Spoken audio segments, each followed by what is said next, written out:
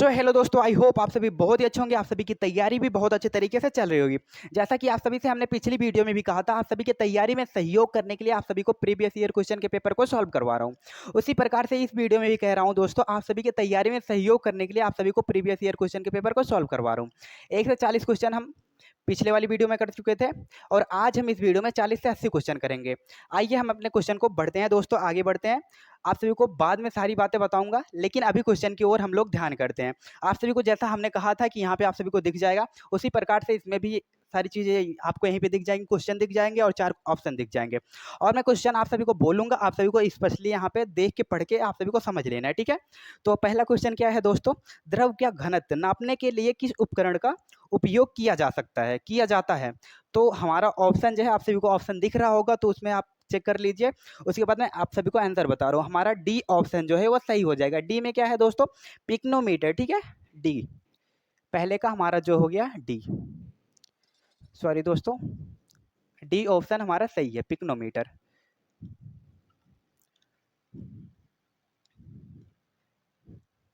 अब एक बार आप सभी को बता रहा हूँ, जैसे द्रव कोई होता है, जैसे कि मान लो एग्जाम्पल के तौर पे पानी है। पानी को नापने के लिए किस उपकरण का यूज किया जाता है, तो इस उपकरण का यूज किया जाता है। आप सभी को समझना है बातों को। द्रव को नापने के लिए किस चीज का उपयोग किया जाता है, तो पिक्नोमीटर का उपयोग किया जाता है, ठीक है दोस्तों। बोलने में थोड़ी परेशानी हमको हो रही है, तो उससे कोई प्रॉब्लम नहीं है, आप सभी को समझ में आना चाहिए चीजें। तो पहला क्वेश्चन हमारा क्लियर हो गया दोस्तों। दूसरे क्वेश्चन की ओर बढ़ते हैं। दूसरे क्वेश्चन में पूछा गया है दोस्तों, आप सभी को दूसरा क्वेश्चन यहाँ पे दिख रहा होगा। दूसरे क्वेश्चन में पूछा गया है, केंद्रीय विश्वविद्यालय बाबा भीमराव अंबेडकर, ठीक है, बाबा साहेब भीमराव अंबेडकर विश्वविद्यालय विद्या विहार किस शहर में स्थित है। आप सभी को शहर के नाम दिख रहे होंगे, उसमें से आप सभी को एक लगाना है। तो हमारा जो राइट आंसर होगा वो लखनऊ होगा, डी, ठीक है। क्वेश्चन 2 का डी ऑप्शन हमारा राइट है, लखनऊ।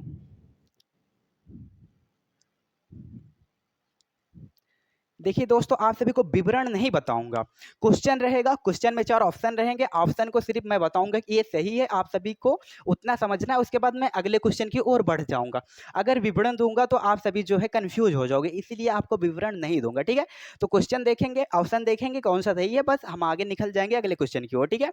तो आइए हम लोग, हमारा दूसरा क्वेश्चन भी सही हो गया, ठीक है। तीसरे क्वेश्चन में क्या पूछा गया है दोस्तों, आप सभी को तीसरा क्वेश्चन यहाँ पे दिख रहा होगा, उत्तर प्रदेश पुलिस मुख्य न्यायालय कहाँ स्थित है। तो आप सभी को ऑप्शन दिख रहे होंगे दोस्तों, तो ऑप्शन बी हमारा राइट है, प्रयागराज, ठीक है दोस्तों। क्या, प्रयागराज। बी ऑप्शन हमारा राइट है। डी है या फिर बी, बी प्रयागराज।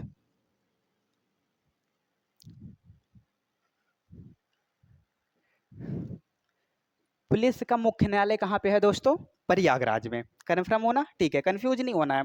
तो चौथे क्वेश्चन हमारा क्या है दोस्तों, चौथा क्वेश्चन देख लेते हैं। उत्तराखंड किस वर्ष अस्तित्व में आया, यानी कि उत्तराखंड कब बना, ठीक है। उत्तराखंड हमारा कब बना दोस्तों, तो उत्तराखंड पहली बात तो उत्तर प्रदेश से अलग होके बना है, ठीक है। कब बना है, 2000 में। आप सभी को 2000 ऑप्शन में दिख रहा है, ऑप्शन ए हमारा राइट है, ऑप्शन ए में हमारा 2000 है, ठीक है। इसके टाइम पे 3 राज्य बने थे दोस्तों, ठीक है। झारखंड बिहार से अलग होकर झारखंड बना था, उत्तर प्रदेश से उत्तराखंड बना था, मध्य प्रदेश से क्या बना था, मध्य प्रदेश से हमारा बना था दोस्तों, एक मिनट दोस्तों, सॉरी। तो बढ़ते हैं, बना होगा वही 2000 में हमारा उत्तराखंड जो है राज्य बना था हमारे भारत का, ठीक है। कहाँ से अलग होके, उत्तर प्रदेश से, ठीक है। तो मध्य प्रदेश से अलग होके बना था कोई राज्य, आप सभी को देख लेना है दोस्तों, अभी इस टाइम पे मुझे ख्याल नहीं आ रहा है। तो क्वेश्चन 5 क्या पूछ रहा है दोस्तों, बरसना होली के साथ खेली जाती है, किस चीज के साथ खेली जाती है, डंडे के साथ, ठीक है। आप सभी को डंडे दिख रहे होंगे। अब इसके जगह पे लाठी का भी प्रयोग हो सकता है, लाठी से भी खेली जाती है, डंडे से भी खेली जा सकती है, भंडा भी आ सकता है, भंडे से भी खेली जा सकती है, ठीक है। आप सभी को समझना है। तो पांचवे का जो हमारा ऑप्शन डी है वो राइट हो जाएगा, ऑप्शन डी। डंडा दिख रहा है ना दोस्तों, डंडा, डंडा।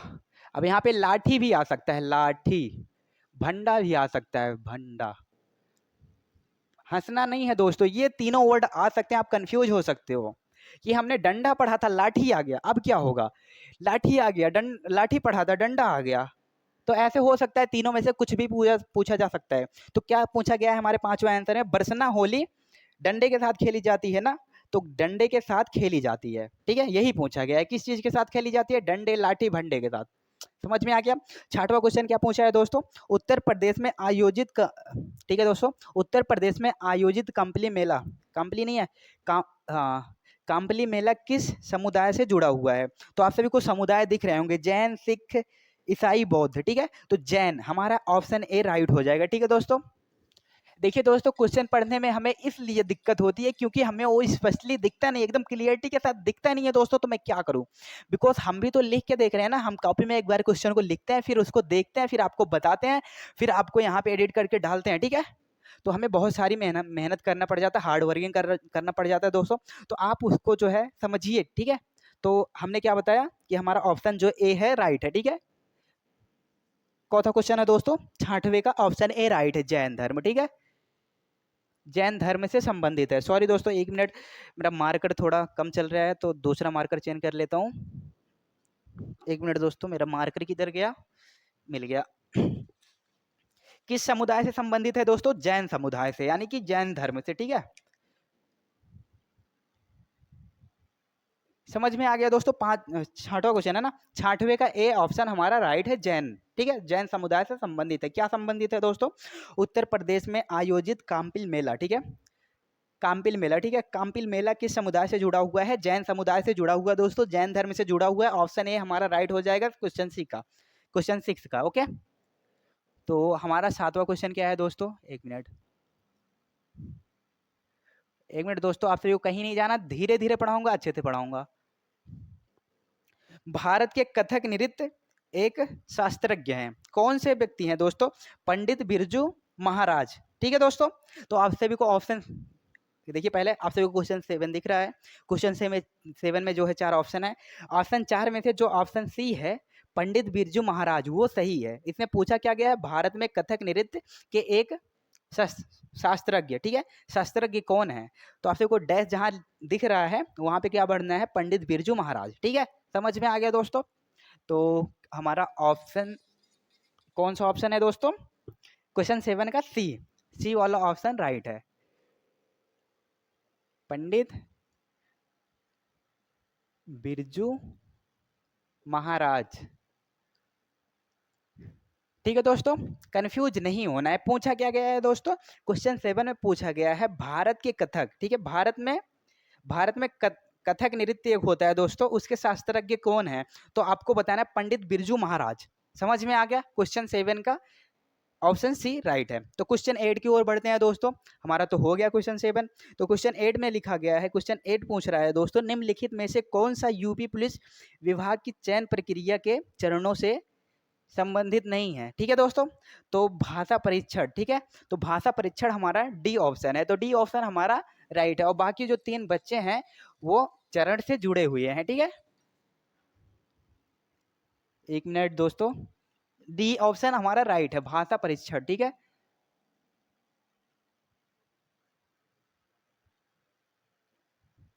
धीरे धीरे पढ़ना है दोस्तों, अच्छे से पढ़ेंगे कोई दिक्कत नहीं है। 8वां क्वेश्चन हमारा कंप्लीट हुआ दोस्तों। 9वें क्वेश्चन में क्या पूछा गया है दोस्तों, 1 मिनट, 1 मिनट,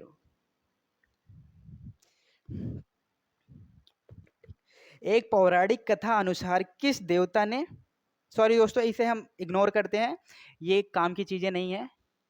ठीक है दोस्तों, 9वां क्वेश्चन हमारा है दोस्तों, भारत में बहादुरी का सर्वोच्च पुरस्कार निम्नलिखित में से कौन सा है, परमवीर चक्र। ठीक है दोस्तों, परमवीर चक्र बहादुरी को दर्शाता है। ठीक है, बहादुरी को दर्शाता है, बहादुरी का सर्वोच्च पुरस्कार है। ठीक है दोस्तों, परमवीर चक्र। ठीक है, तो परमवीर चक्र हमारे ऑप्शन में कौन से ऑप्शन में है दोस्तों, ऑप्शन बी में ना, ऑप्शन बी ही ना, हाँ ऑप्शन बी हमारा परमवीर चक्र सही हो जाएगा।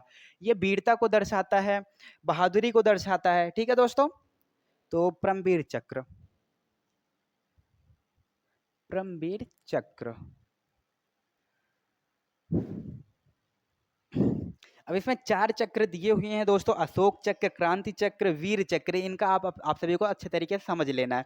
मैं समझा तो सकता था लेकिन वीडियोस लंबी हो जाएंगी, आप सभी कंफ्यूज भी हो सकते हो, तो लेकिन जो क्वेश्चन में पूछा गया वो हमने बता दिया स्पष्ट रूप से। ठीक है, तो आप सभी को अशोक चक्र का क्या उद्देश्य है, ठीक है, और क्रांति चक्र का क्या उद्देश्य है, और हमारा लास्ट जो है वीर चक्र का क्या उद्देश्य है, उसको अच्छे तरीके से समझ लेना है दोस्तों। ठीक है, हमारी वॉइस थोड़ी भी फंस रही होगी तो कोई प्रॉब्लम नहीं है, आप उसको समझना। ठीक है दोस्तों, और हमारा 11वां क्वेश्चन यानी कि 10वां क्वेश्चन क्या है दोस्तों, मई पे क्या बोलते हैं, मई पेसेज फ्रॉम इंडिया, ठीक है, द्वारा लिखी गई किताब कौन सी है, मतलब किसने किसने लिखा है, इस्माइल मर्चेंट ने, ठीक है दोस्तों। आप सभी को क्वेश्चन दिख रहा है 11 में पूछा गया है मई पेसेज फ्रांस इंडिया, ठीक है, द्वारा लिखी गई किताब कौन सी है, मतलब किसने लिखा है। तो ऑप्शन डी हमारा इस्माइल मर्चेंट, ठीक है, इस्माइल मर्चेंट, डी ऑप्शन हमारा राइट है। इस्माइल इस्माइल मर्चेंट, ठीक है दोस्तों, मर्चेंट ये ना, ओके मर्चेंट। मैंने सुना था मर्चेंट मतलब व्यापारी होते हैं, इसे इंग्लिश में मर्चेंट बोलते हैं और हिंदी में व्यापारी बोलते हैं।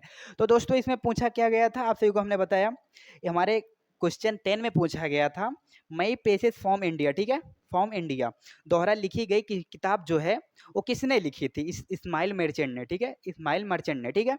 आप सभी को समझ में आ गया 10वां क्वेश्चन। विग्रहवें क्वेश्चन में क्या पूछा गया है दोस्तों, विश्व पर्यावरण दिवस किस दिन मनाया जाता है, तो 5 जून को मनाया जाता है दोस्तों, 5 जून को, ठीक है, 5 जून को मनाया जाता है, 5 जून को। आपसे क्वेश्चन दिख रहा होगा, ऑप्शन भी दिख रहा होगा, आप सभी अच्छे तरीके से समझ सकते हो। मुझे इतना बोलने की आवश्यकताएं नहीं है, लेकिन मैं बोल रहा हूँ बिकॉज मुझे आप सभी को सफल होते हुए देखना है, मेरे मित्रों, मेरे दोस्तों, मेरे भाइयों, मेरे बहनों, क्या क्या बोलूं, आप सभी सब कुछ हो हमारे लिए। तो आप सभी को 5 जून क्या समझना है, पर्यावरण दिवस पूरे विश्व में मनाया जाता है 5 जून को, ठीक है। ऑप्शन सी हमारा है ना, ऑप्शन सी 5 जून है, ठीक है दोस्तों।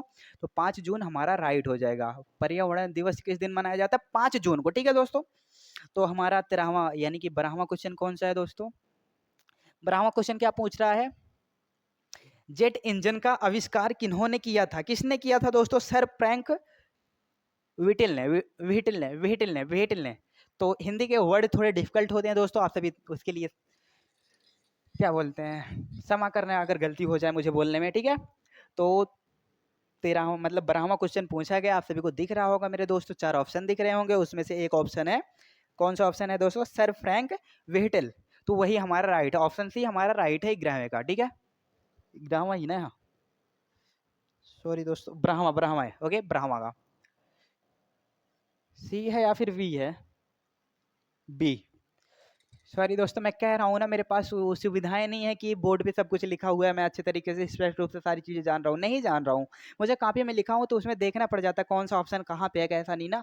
तो उन सारी चीज़ों को मैनेज करने के लिए हमें थोड़ी प्रॉब्लम होती है, लेकिन क्या करूँ मैं, आप सभी को मुझे पढ़ाना है, और पढ़ाने का उद्देश्य क्या है हमारा, एग्जाम भी करेक्ट करो, शिक्षित भी बनो, और 4 लोगों को शिक्षित करते जाओ। इंडिया का हो रहा है इसी तरह से, इंडिया का जो लेवल अप होगा, ग्रो होगा, अपग्रेड होगा, तो इसी सहारे हो सकता है दोस्तों। तो क्या है, सर फ्रैंक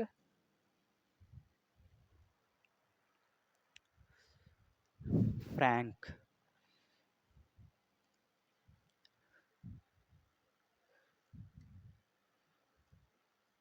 बीटल, ठीक है दोस्तों, बीटल ऐसे ही लिखा गया है दोस्तों, मेरी गलती नहीं है, ऐसे ही लिखा गया है तो ऐसे ही होगा, ठीक है।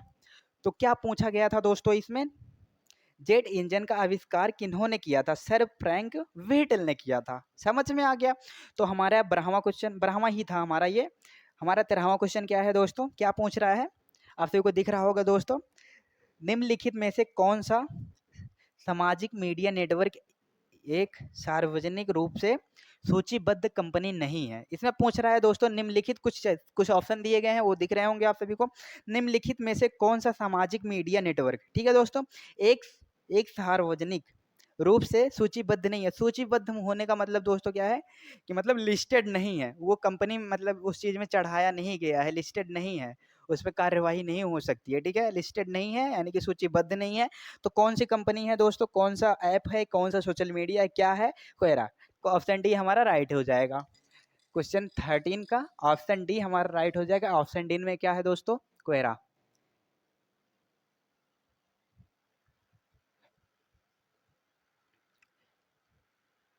क्योरा, कोयरा, ठीक है, ठीक है दोस्तों, क्योरा। तो हमारा हो गया 13वां क्वेश्चन। और हमारा जो है 14वां क्वेश्चन क्या पूछ रहा है दोस्तों, किस भारतीय राज्य में सर्वाधिक क्षेत्र, क्या लिखा गया है दोस्तों, हाँ, सर्वाधिक क्षेत्र में वन स्थित है। किस भारतीय राज्य में सर्वाधिक क्षेत्र वन स्थित है? तो आप सभी को यहाँ पे मध्य प्रदेश दिख रहा होगा दोस्तों यहाँ पे, ठीक है। तो मध्य प्रदेश आपका राइट आंसर हो जाएगा 14वें का, ठीक है दोस्तों, मध्य प्रदेश में, ठीक है दोस्तों, डी ऑप्शन हमारा राइट हो जाएगा, मध्य प्रदेश। आप सभी को अगर विश्वास ना हो तो अनुसूची 6 देख लेना, ठीक है दोस्तों। अनुसूची 6 में 4 क्षेत्र दिए गए हैं, उसमें वन से संबंधित बातें की गई हैं, तो आप सभी को वहां पे दिख जाएगा मध्य प्रदेश हमारा उपस्थित रहेगा वहां पे अनुसूची 6 में, ठीक है।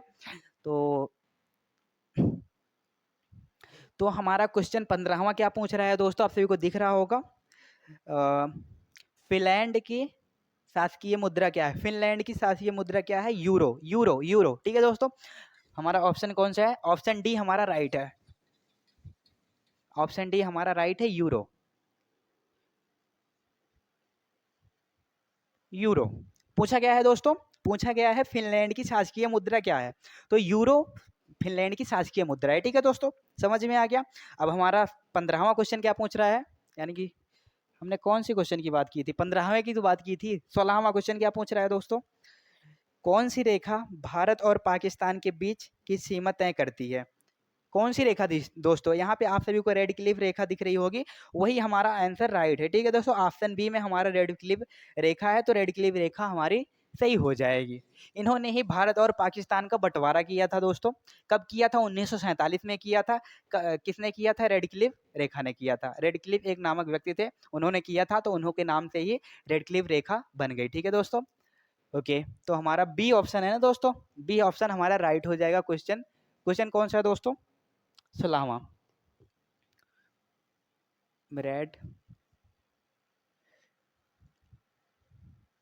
रेड क्लिफ रेखा। इसके लिए मैं ऑलरेडी जो है एक वीडियो बना चुका हूं दोस्तों, सीमा क्षेत्र से लेके कौन कौन सी सीमाएं कब बनी और कौन कौन से राज्यों का गठन कब हुआ, पुनर्गठन कब हुआ, कैसे कैसे टूट टूट के बने हैं, कैसे कैसे जुड़ जुड़ के बने हैं, सारी चीज़ों को मैंने एक वीडियो में अच्छे तरीके से सारी चीज़ें मैंने समझा दिया है, आधे घंटे की वीडियो में, ठीक है दोस्तों। तो रेड क्लिफ जो थे, रेड क्लिफ ने 1947 में भारत और पाकिस्तान के बीच में जो रेखा बनाई थी, यानी कि बंटवारा जो हुआ था, तो 1947 में इन्होंने किया था, इन्हीं के नाम से जानी जाती है वो रेखा। समझ में आ गया, ठीक है दोस्तों। तो हमारा 16वां क्वेश्चन क्या है दोस्तों? पियोंगयांग, पियोंगयांग, पियोंगयांग किस देश की राजधानी है? पियोंगयांग किस देश की राजधानी है दोस्तों? 17वां क्वेश्चन पूछ रहा है दोस्तों। 17वां क्वेश्चन क्या पूछ रहा है दोस्तों? पियोंग, पियोंग जो है किस देश की राजधानी? उत्तर कोरिया की, ठीक है दोस्तों। हमारा कौन सा क्वेश्चन पूछ रहा है? 17वां क्वेश्चन, ठीक है। तो हमारा डी ऑप्शन राइट हो जाएगा, उत्तर कोरिया, ठीक है दोस्तों, उत्तर कोरिया। समझ में आ गया दोस्तों। एक मिनट में स्याही कर लेता हूँ, ठीक है दोस्तों। तो आप सभी को मुझे लग रहा है कि ये दिख नहीं रहा होगा, बट कोई बात नहीं है, हमारे पास अभी अवेलेबल है स्याही, तो हम इसे वर्क कर लेते हैं इसके साथ, और ये अभी वर्क करना अच्छे तरीके से स्टार्ट कर देगी। तो कितने क्वेश्चन हो चुके हैं दोस्तों? हमारे 17 क्वेश्चन हो चुके हैं ना। 17 क्वेश्चन के बाद हमारा 18वां क्वेश्चन क्या है दोस्तों? निम्नलिखित में से क्या पूछ रहा है दोस्तों? 18वां क्वेश्चन क्या पूछ रहा है दोस्तों? निम्नलिखित में से कौन सा संयुक्त राज्य अमेरिका का एक राज्य नहीं है? आप सभी को 4 ऑप्शन दिख रहे होंगे, 4 ऑप्शन में हमारा ऑप्शन जो राइट है वो डी ऑप्शन राइट है, ठीक है दोस्तों, डी ऑप्शन राइट है। क्या लिखा गया था? अटलांटा, ठीक है, अटलांटा, अटलांटिका सुना था दोस्तों, लेकिन अटलांटा नहीं सुना था, तो उसी से संबंधित होगा दोस्तों, ठीक है। ओके, तो हमारे 18वें का क्या हो जाएगा? 18वें का ऑप्शन डी राइट हो जाएगा, अटलांटा, अटलांटा, ठीक है दोस्तों। ये अमेरिका का राज्य नहीं है, और बाकी जो 3 बच रहे हैं वो राज्य हैं, ठीक है। राज्य ही पूछा गया ना दोस्तों, संयुक्त राज्य अमेरिका का कौन सा राज्य नहीं है? 3 जो बच रहे हैं वो राज्य हैं, और एक जो हमने यहाँ पे बताया है डी ऑप्शन, वो अमेरिका का संयुक्त राज्य नहीं है। समझ में आ गया। तो हमारा आ गया अब 19वां क्वेश्चन। 19वें क्वेश्चन में पूछा गया है, लक्षद्वीप में लोग मलयालम के अलावा दूसरी भाषा कौन सी बोलते हैं? तो महिल, महल, महल, ठीक है दोस्तों, इसे माही के नाम से भी जाना जाता है, ठीक है। क्या पूछा गया है दोस्तों? क्या पूछा गया है हमारा 18वां क्वेश्चन 19वां क्वेश्चन, लक्षद्वीप में जो है लोग मलयालम के अलावा कौन सी और भाषा का प्रयोग करते हैं, कोई दूसरी भाषा, कौन सी दूसरी भाषा बोलते हैं? तो महल, महल नामक एक भाषा है और उसे माही के नाम से भी जानते हैं। ठीक है दोस्तों, आप सभी को कंफ्यूज नहीं होना है। तो हमारा ऑप्शन ऑप्शन बी राइट हो जाएगा। ठीक है दोस्तों, ऑप्शन बी राइट हो जाएगा। 19वें का ऑप्शन बी राइट हो जाएगा दोस्तों। कौन सी भाषा है दोस्तों, कौन सी भाषा है दोस्तों, कौन सी? महल। इसे माही के नाम से भी जाना जाता है दोस्त। ठीक है, ठीक है दोस्तों, माही के नाम से भी जाना जा सकता है, महल के भी नाम से जाना जा सकता है। लक्षद्वीप में मलयालम के अलावा ये भाषा बोली जाती है। इसे महल के नाम से भी जाना जा सकता है, माही के नाम से भी जाना जा सकता है। क्वेश्चन में अगर दोनों में से एक आ रहे हैं तो आपको यही टिक लगाना है। ठीक है, समझ में आ गया? हमारे 19 क्वेश्चन हो चुके हैं दोस्तों। आइए हम 20वें क्वेश्चन को देखते हैं। इसमें पूछा गया है दोस्तों, 20वां क्वेश्चन क्या पूछ रहा है दोस्तों, शिवाजी के छोटे बेटे का नाम बताएं जो तीसरे छत्रपति थे। ठीक है दोस्तों, तो इसमें आप सभी को राज राम जो दिख रहा है, राजा राम पहला ऑप्शन है वही सही है और 3 ऑप्शन वो गलत है। ठीक है, ऑप्शन ए राजा राम वही सही है, ऑप्शन ए राजा राम यही सही है। ठीक है दोस्तों, राजा राम हमारा सही है। आइए हम देखते हैं 21वें क्वेश्चन को दोस्तों। उड़ीसा से प्रारंभ एक प्राचीन लोक नृत्य। ठीक है दोस्तों, इसमें सबसे पुराना, उड़ीसा का सबसे पुराना लोक नृत्य पूछा गया है। ठीक है दोस्तों, तो सबसे पुराना लोक नृत्य जो होगा, पुलिकली नहीं होगा, राउत नाच नहीं होगा, डालू कुंडिया नहीं, कुनीता नहीं होगा, तो लास्ट वाला डी ऑप्शन जो है वो राइट हो जाएगा, घुमुरा, घुमुरा। ठीक है दोस्तों, घुमुरा। और ये किस जिले में स्टार्टिंग हुआ था दोस्तों? कल्हाड़ी नामक जिला से इसकी स्टार्टिंग हुई थी। उड़ीसा में एक जिला है कल्हाड़ी, कल्हाड़ी में घुमरू नामक नृत्य का उच्चारण हुआ था, निर्माण हुआ था। ठीक है दोस्तों, तो इसका जो राइट आंसर होगा ऑप्शन डी होगा। हमारे 21वें क्वेश्चन का ऑप्शन डी राइट होगा। कौन सा नृत्य था दोस्तों? घुमरू, घुमूरा, घुमुरा, घुमुरा, घुमरू नहीं, घुमुरा। ठीक है दोस्तों, 21वां क्वेश्चन भी हमारा फाइनल हो गया दोस्तों। 22वें क्वेश्चन में क्या पूछा गया है दोस्तों, वर्ष 2018 के केंद्रीय बजट में भारत के राष्ट्रपति का वेतन प्रति माह तक कर दिया जाता है, डैश है दोस्तों। ठीक है, डैश में क्या भरना है हमें दोस्तों कि जो आंसर आएगा वही भरना है। ऑप्शन ए भी हमारा रॉन्ग है, ऑप्शन बी भी हमारा रॉन्ग है, ऑप्शन सी भी हमारा रॉन्ग है, ऑप्शन डी जो है 5 लाख वो हमारा सही है। ठीक है दोस्तों, ऑप्शन बी हमारा सही है, ऑप्शन डी, ऑप्शन डी हमारा सही है, 5 लाख।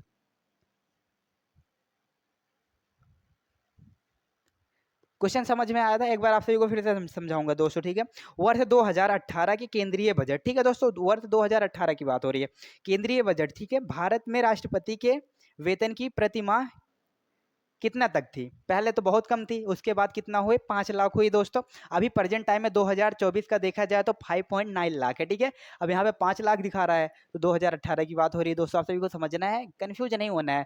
ठीक है, अब ज़्यादा मैं अगर टिप्पणी करूंगा तो आप सभी कंफ्यूज हो जाएगा दोस्तों, तो ज़्यादा मैं कंफ्यूज नहीं होने दे सकता आप सभी को, क्योंकि आप सभी को एग्जाम करेक्ट करना है। तो हमारा 22वां क्वेश्चन फाइनल हो गया दोस्तों। तो आइए हम 23वें क्वेश्चन को देखते हैं दोस्तों। देखिए दोस्तों, कंफ्यूज नहीं होना, पीछे करके हमारी वीडियोस को एक बार फिर से देख लेना। ठीक है, लेकिन कंफ्यूज नहीं होना है। मैं कहीं कंफ्यूज आप सभी को कर नहीं रहा हूँ, बस अपने हिसाब से मैं आप सभी को समझाने का प्रयास कर रहा हूँ कि आप सभी को चीज़ें जल्दी से जल्दी अच्छे तरीके से समझ में आ जाए। लेकिन आप सभी को समझ में आ भी रही होंगी, नहीं भी आ रही होंगी, मुझे नहीं पता चल रहा है, बिकॉज आप सभी हमारी वीडियो को जब अच्छे तरीके से नहीं देखोगे और हमसे कोई कंटेक्ट नहीं करोगे तो हम कैसे जान पाएंगे? नहीं जान पाएंगे ना दोस्तों। लेकिन एग्जाम के दिन आप सभी को रियलाइज होगा, अभी तो हमारी स्टार्टिंग है। अभी जब हम रिसर्च करेंगे, वो क्वेश्चन देंगे आप सभी को जो सारे के सारे आएंगे, उस दिन आपको खुशी होगी कि यार किससे हमने पढ़ा था, अभी क्या हमको अच्छे तरीके से पढ़ा दिया दोस्तों। तो हमारा जो 23वां क्वेश्चन है दोस्तों, 23वां हमारा 22वें क्वेश्चन तक हो गया, आप सभी को सब कुछ समझ में आ गया। 23वां क्वेश्चन में क्या लिखा गया है दोस्तों, भारत अपने नारियल के वार्षिक उत्पादन में डैश है दोस्तों, और इंडोनेशिया के बाद तीसरा स्थान पर आता है। तो पहले स्थान पे कौन आता है दोस्तों? पहले स्थान पे कौन आता है? तीसरे स्थान पे तो हमारा भारत आता है, दूसरे स्थान पे हमारा इंडोनेशिया आता है, नहीं तीसरे स्थान पे हमारा इंडोनेशिया आता है, और सॉरी दोस्तों, पहले तीसरे स्थान पे हमारा भारत आता है, दूसरे स्थान पे इंडोनेशिया आता है, पहले स्थान पे कौन आता है दोस्तों? Philippines, Philippines. ठीक है दोस्तों, फिलीपींस, फिलीपींस। एक बार फिर से जो है आप सभी को समझा देता हूँ क्वेश्चन दोस्तों। हमारा 23वां क्वेश्चन क्या पूछ रहा है, भारत में नारियल के वार्षिक उत्पादन में डैश है और इंडोनेशिया के बाद तीसरा स्थान भारत है। यानी कि पहला स्थान पहला जो है उसको भरना है, दूसरा इंडोनेशिया है, तीसरा हमारा भारत है, पहला क्या है दोस्तों, फिलीपींस। ठीक है, तो फिलीपींस किस ऑप्शन में दिया गया है दोस्तों, ऑप्शन डी। 23वें का ऑप्शन डी हमारा राइट हो जाएगा।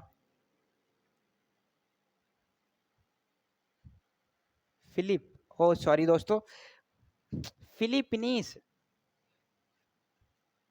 फिलीपींस। ठीक है दोस्तों, दिख रहा है ना आप सभी को।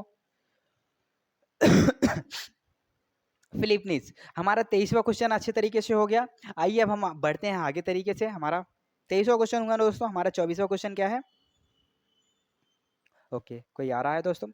तो हमारा 23वां क्वेश्चन हो गया। 24वां क्वेश्चन क्या बोलता है दोस्तों, 24 जनवरी 1950 को संविधान सभा के 284 सदस्य ने हस्ताक्षर कर दिए थे संविधान पर। ठीक है, और उसमें से कितनी महिलाएं थी, महिलाएं कितनी थी दोस्तों, 13 नहीं, 13 नहीं, 15 महिलाएं थी। ठीक है दोस्तों, उस संविधान सभा में 284 मेंबर ने जब संविधान में हस्ताक्षर किया था, उसमें से 15 महिलाएं थी और बाकी सारे पुरुष थे। ठीक है दोस्तों, तो महिलाओं का ऑप्शन सी है। ठीक है, सी ऑप्शन हमारा राइट हो जाएगा, 15 महिलाएं, महिलाएं। समझ में आ गया दोस्तों। हमारे संविधान सभा में जब हस्ताक्षर हो रहा था, 284 सदस्यों में से कितनी महिलाएं थी, 15 महिलाएं थी और बाकी जितने बच रहे हैं उतने पुरुष थे। ठीक है दोस्तों, समझ में आ गया। तो हमारा 25वां क्वेश्चन क्या कह रहा है दोस्तों, ककोरी रेलगाड़ी लूटपाट की कल्पना राम प्रसाद बिस्मल और ने की थी। किसने, बिस्मल ने की थी और किसने की थी दोस्तों, अशफाकुल्ला खां ने की थी। बिस्मल ने की थी और अशफाकुल्ला खां ने की थी। किस चीज की खोज, मतलब किस ट्रेन की लूटपाट की कल्पना, कौन सी चीज की कल्पना की थी उन दोनों ने दोस्तों, कौन से लोगों ने की थी उसकी कल्पना, किस चीज की, काकुरी रेलगाड़ी की, एक काकोरी रेलगाड़ी लूटपाट, एक ट्रेन थी। ठीक ठीक है दोस्तों, उसकी कल्पना किसने की थी, बिस्मल और अशफाक उल्ला खां। ठीक है दोस्तों, हमारा डी ऑप्शन, डी नहीं है, सी ऑप्शन हमारा राइट हो जाएगा। कौन सा क्वेश्चन है दोस्तों, 24वें का हमारा बी सी राइट हो जाएगा। एक मिनट दोस्तों, हम स्याही कर लेते हैं फिर से। देखिए दोस्तों, हमसे थोड़ी बहुत प्रॉब्लम होती है, क्योंकि अब भाई ह्यूमन कितना कर पाएगा ना, ह्यूमन के अंदर तो प्रॉब्लम होती ही रहती है, लेकिन अगर उस प्रॉब्लम से हार मान जाए वो बंदा, तो कुछ कर पाएगा, नहीं कर पाएगा। तो उस गलतियों को इग्नोर नहीं कर रहा हूँ, प्रयास कर रहा हूँ, लेकिन तो टाइम लगता है ना गलतियों को सुधारने का, तो प्रयास कर रहे हैं, तो अभी प्रयास हमारा जारी है। तो अशफाकुल्ला, अशफाक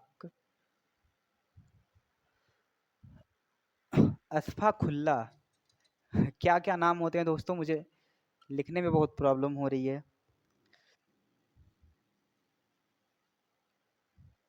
खा और बिस्मल और अशफाक उल्ला ने काकोरी रेलगाड़ी लूटपाट की कल्पना की थी।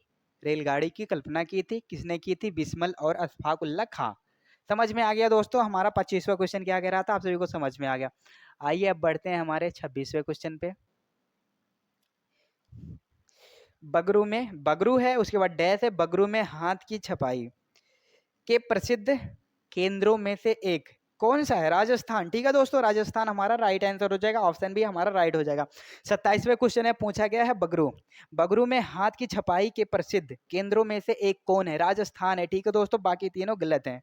जम्मू कश्मीर दिया गया वो गलत है, असम दिया गया वो गलत है, केरल दिया गया वो गलत है, ऑप्शन बी हमारा राजस्थान दिया गया वही सही है। ठीक है दोस्तों, ऑप्शन बी हमारा राइट है 26वें का। ठीक है दोस्तों, 26वें ही पढ़ रहे हैं ना दोस्तों, हाँ 26वें का हमारा राजस्थान सही है, बी ऑप्शन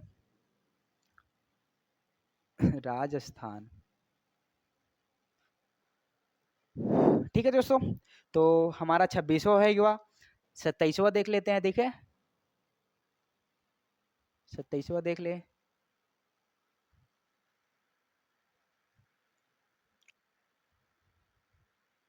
सत्ताईसवां में पूछा गया है, भारतीय रिजर्व बैंक के द्वारा निर्धारित नवंबर 2000 2018 में नगद आरक्षित अनुपात प्रतिशत कितना है? 4%। ठीक है दोस्तों, इसमें पूछा क्या गया, भारतीय रिजर्व बैंक द्वारा निर्धारित नवंबर 2018 में नगद नगद पूछ रहा है दोस्तों, ठीक है, नगद आरक्षित अनुपात कितना प्रतिशत है? तो 4% है। ठीक है दोस्तों, 4%।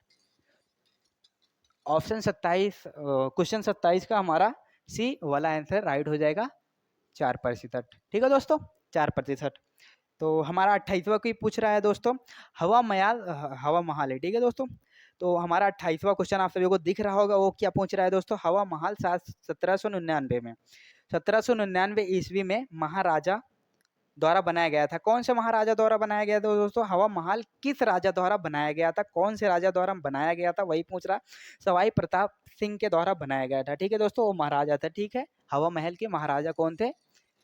कौन से दोस्तों? Option C, Sawai Pratap Singh. Option C, Sawai Pratap Singh. Okay दोस्तों, हमारा 28वां कंप्लीट हो गया। अब 29वां देख लेते हैं दोस्तों। 29वें में क्या पूछा गया है दोस्तों? आप सभी को दिख रहा है क्या पूछा गया? आप सभी देखिए, एक मिनट। संयुक्त राष्ट्र महासचिव ठीक है दोस्तों, एंटोनियो गुरेट्स, ठीक है, देखो गुटरेस, गुटरेस किस देश के प्रधानमंत्री थे? एक बार आप सभी को फिर से समझाना चाहूंगा दोस्तों। हमारा 29वां जो पूछा गया है, संयुक्त राष्ट्र महासचिव एंटोनियो गुटेरेस किस देश के प्रधानमंत्री थे? देखिए दोस्तों, शब्द जो है मतलब पता नहीं कैसे मैं बोल नहीं पा रहा हूँ, बट आप सभी को समझ में आ रहा है ना दोस्तों। संयुक्त राष्ट्र महासचिव एंटोनियो गुटेरेस किस देश के प्रधानमंत्री थे? तो पुर्तगाल। ठीक है दोस्तों, देश पूछा गया ना दोस्तों, पुर्तगाल देश के प्रधानमंत्री थे। कौन थे वो? नाम आप सभी को दिख रहा होगा दोस्तों, मैं फिर से नहीं बोलना चाहता, मेरी जो जुबान है वो लड़खड़ा जाती है, ऐसे ऐसे वर्ड दिए जाते हैं दोस्तों हिंदी में, तो इसके लिए मुझे प्रैक्टिस करनी पड़ेगी, तो मैं करूंगा। ठीक है दोस्तों, पुर्तगाल हमारा ऑप्शन भी राइट हो जाएगा 29वें का। पुर्तगाल। 1954 में हमारे राज्य आजाद हुए थे, जितने भी कब्जी आए थे ये लोग। ठीक है, 1954, ध्यान रखना। फ्रांसीसियों का भी 1954 में ही हुआ था। 1947 में पाकिस्तान ब्रिटिश का हो चुका था, तो उसके बारे में हमने वीडियो बनाई है, आप सभी देख लेना। तो हमारा ये हो गया दोस्तों। तो हमारा अब बचता है 30वां, और 10 बच रहे हैं, उसको देख लेते हैं। उद्घाटन के बाद लखनऊ के, अभी आप सभी को क्वेश्चन दिख रहा है ना दोस्तों? ठीक है, दिख रहा है। उद्घाटन के बाद लखनऊ के इकाना क्रिकेट, ठीक है दोस्तों, इकाना क्रिकेट स्टेडियम में खेला गया पहला अंतरराष्ट्रीय क्रिकेट मैच भारत, उसके बाद देश है दोस्तों, के बीच खेला गया था। मतलब किन के बीच खेला गया था? किस देश के बीच में? भारत और किस देश के बीच में खेला गया था? कौन सा मैच हो रहा था दोस्तों? T20 मैच हो रहा था। तो वेस्ट इंडीज दिख रहा होगा दोस्तों, ऑप्शन ए हमारा राइट हो जाएगा। इसमें पूछा गया लखनऊ का एक स्टेडियम है जिसका नाम है इकाना क्रिकेट स्टेडियम, उसमें भारत और पहला अंतरराष्ट्रीय मैच क्या खेला गया था? देखिए दोस्तों, लखनऊ में एक इकाना क्रिकेट स्टेडियम है, उसमें पहला मैच किन के बीच में खेला गया था? भारत और किसके बीच में खेला गया था? वेस्ट इंडीज के बीच में खेला गया था, भारत और वेस्ट इंडीज के बीच में खेला गया था। कौन सा मैच था दोस्तों? T20 मैच था। समझ में आ गया? ऑप्शन ए हमारा राइट हो जाएगा 30वें का। बेस्ट हो गया दोस्तों, इंडीज वेस्ट इंडीज के बीच, भारत और वेस्ट इंडीज के बीच में खेला गया था। किस स्टेडियम में? लखनऊ के स्टेडियम में। कौन सा मैच था? पहला अंतरराष्ट्रीय मैच था, इंटरनेशनल मैच था। ठीक है दोस्तों, तो 31वां क्या पूछ रहा है दोस्तों? 31वां क्वेश्चन आप सभी को दिख रहा होगा दोस्तों। वर्ष 2000 वर्ष 2022 के एशियाई खेल की मेजबानी दोहरा की गई थी, किस देश के द्वारा की गई थी? किस देश के द्वारा की गई थी मेजबानी? ठीक है दोस्तों, तो हमारा 31वां क्वेश्चन पूछ रहा है, वर्ष 2023 के एशियाई खेल के मेजबानी द्वारा की गई थी, किसके द्वारा? चीन के द्वारा। ठीक है दोस्तों, चीन के द्वारा। चीन कौन सा क्वेश्चन है दोस्तों? ऑप्शन बी, चीन के द्वारा। एक बार आप सभी को फिर से समझा रहा हूं दोस्तों। 31वां क्वेश्चन पूछ रहा है, वर्ष 2022 के एशियाई खेल जिसका नाम मेजबानी है, वो किसके द्वारा खेली गई थी, ठीक है दोस्तों, चीन के द्वारा खेली गई थी, ठीक है। आप सभी को क्वेश्चन को देखना है, फिर समझना है। आप अपने थॉट के ऊपर डिपेंड रहिए ना, हमारे ऊपर उतना मत डिपेंड रहिए। जब आप अपने थॉट के ऊपर डिपेंड रहोगे तो आपको कहीं भी कंफ्यूजन अगर दिख रहेगी तो वो तो मैं देखा हूँ, मैं कंफ्यूजन अपनी दूर कर सकता हूँ, किसी की मुझे जरूरत नहीं, ऐसा कॉन्फिडेंस आएगा। अगर आप किसी के ऊपर निर्भर रहोगे तो कॉन्फिडेंस नहीं आने वाला है दोस्तों, किसी कितने भी पढ़वा हो आप। तो मेरी बातें समझ में आ गई होंगी दोस्तों। तो हमारा 32वां क्वेश्चन क्या है, भारत की चीफ आर्मी स्टाफ, ठीक है दोस्तों, COAS, ठीक है, भारत के चीफ आर्मी स्टाफ COAS का नाम बताएं, उनका नाम बताना है जिन्होंने 31 दिसंबर 2016 को पदभार संभाला था, पदभार कुछ भी संभाला था, ठीक है दोस्तों। तो उनका नाम क्या है दोस्तों, general Vipin Rawat, general Vipin Rawat, general Vipin Rawat. Option A हमारा राइट हो जाएगा, ऑप्शन ए ही है दोस्तों, जनरल विपिन रावत, जनरल विपिन रावत।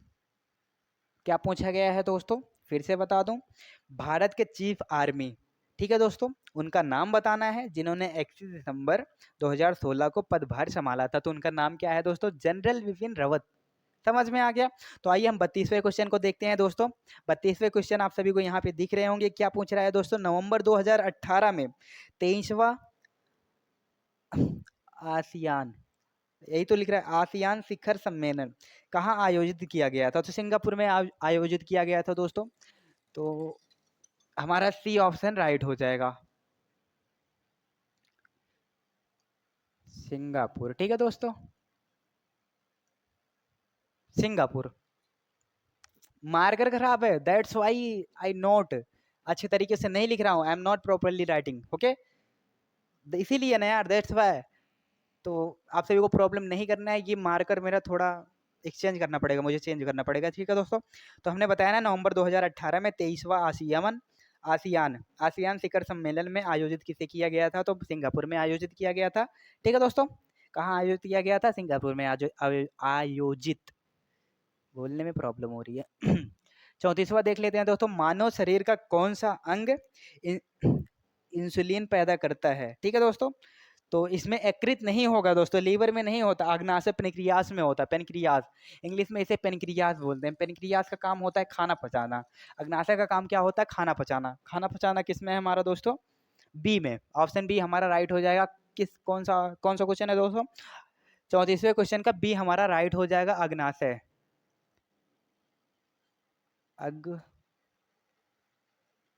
अग्नाशय, ठीक है दोस्तों, इसे इंग्लिश में पेनक्रियास बोलते हैं। पेनक्रियास और अग्नाशय का काम होता है खाना पचाना। और किसकी बात हो रही है यहाँ पे दोस्तों, ऊपर क्या दिया गया है, मानव शरीर का कौन सा अंग जो है इंसुलिन पैदा करता है, तो हमारा जो स्थान है मतलब अग्नाशय इंसुलिन को पैदा करता है, तो हमारा राइट आंसर क्या है, ऑप्शन बी का अग्नाशय। समझ में आ गया।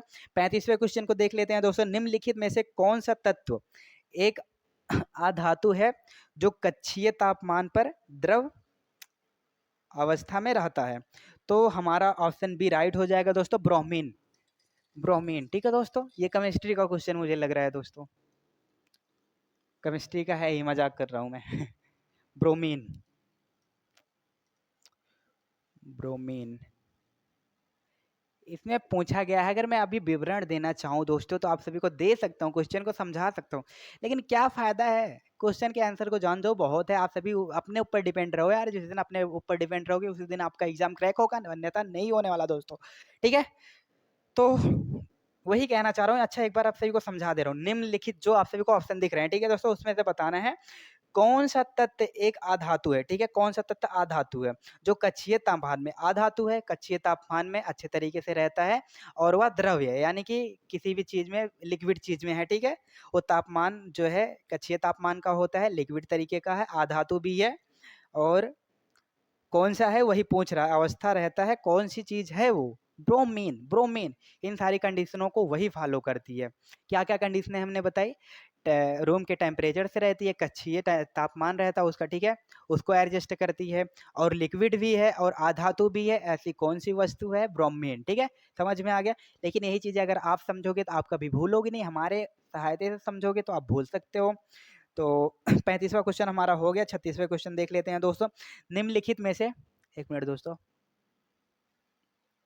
36वां क्वेश्चन आप सभी को दिख रहा होगा दोस्तों। निम्नलिखित में से किस तत्व का परमाणु त्रिज्या सबसे छोटा होता है? क्लोरीन। क्लोरीन ऑप्शन बी हमारा राइट हो जाएगा दोस्तों। क्लोरीन, ठीक है दोस्तों। ठीक है दोस्तों, आप सभी को समझ में आ गया। हमारा 36वां क्वेश्चन क्या पूछ रहा था? निम्नलिखित में से किस तत्व का परमाणु त्रिज्या जो है सबसे छोटा होता है? तो किसका होता है? ऑप्शन बी हमारा क्लोरीन का होता है। ठीक है दोस्तों, आप सभी को समझ में आ गया। अगले क्वेश्चन को बढ़ते हैं दोस्तों। 38वें में क्या पूछा गया? आप सभी को ये सूत्र दिख रहे होंगे, उसका सूत्र का नाम पूछा गया है। ठीक है दोस्तों, तो सूत्र का नाम जो होगा एथलीट एथनोट होगा। ठीक है दोस्तों, एथलीट एथनोट। ठीक है, तो ऑप्शन सी हमारा राइट होगा। Option C ethyl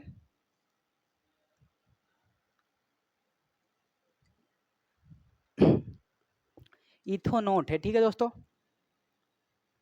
इथोनोट। समझ में आ गया दोस्तों।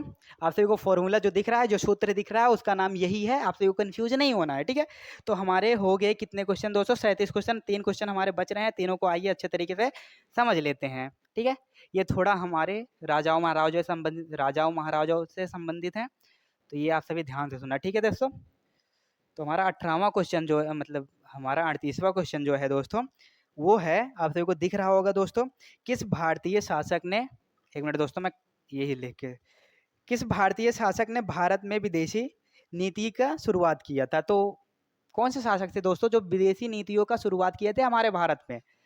तो उनका नाम है दोस्तों हमारा अशोक सम्राट। ऑप्शन ए हमारा राइट हो जाएगा, अशोक सम्राट। ठीक है दोस्तों, क्या पूछा गया है दोस्तों हमारे 38वें क्वेश्चन में? किस भारतीय शासक ने भारत में विदेशी नीतियों का प्रयोग किया,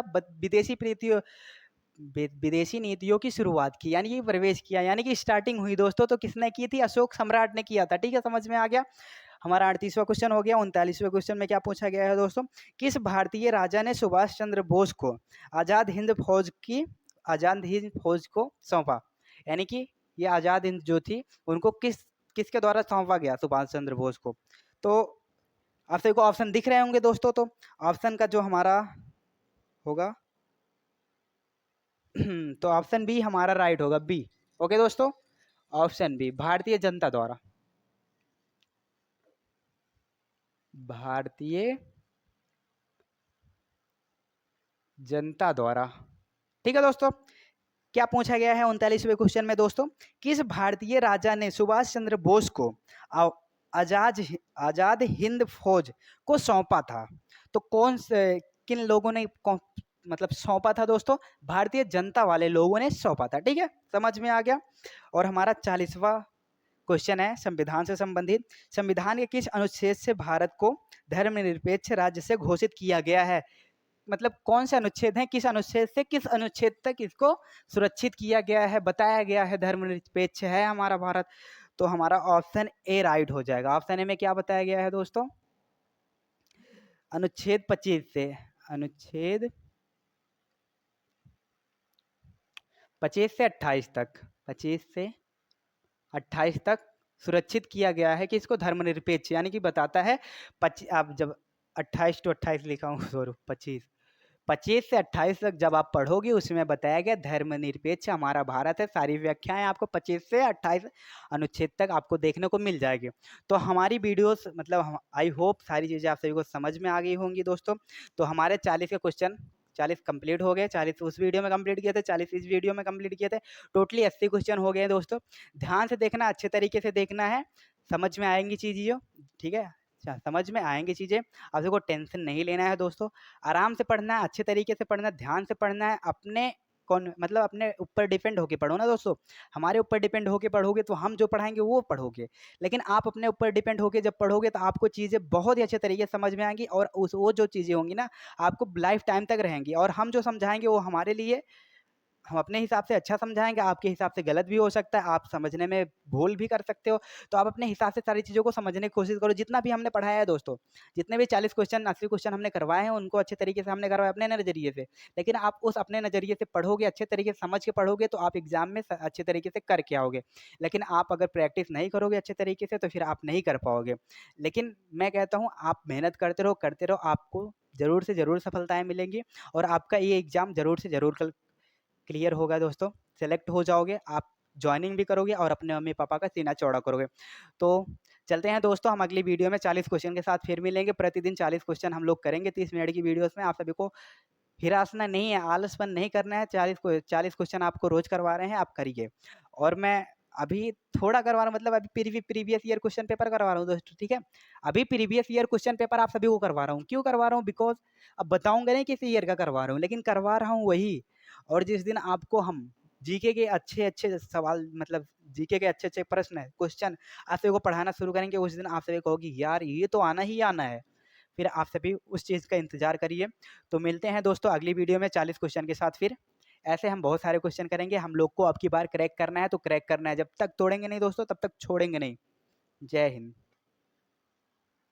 ਉਹ ਸ਼ੇਰਾ ਉੱਠ ਜ਼ਰਾ ਤੇ ਫਿਰ ਉਹੀ ਜਲ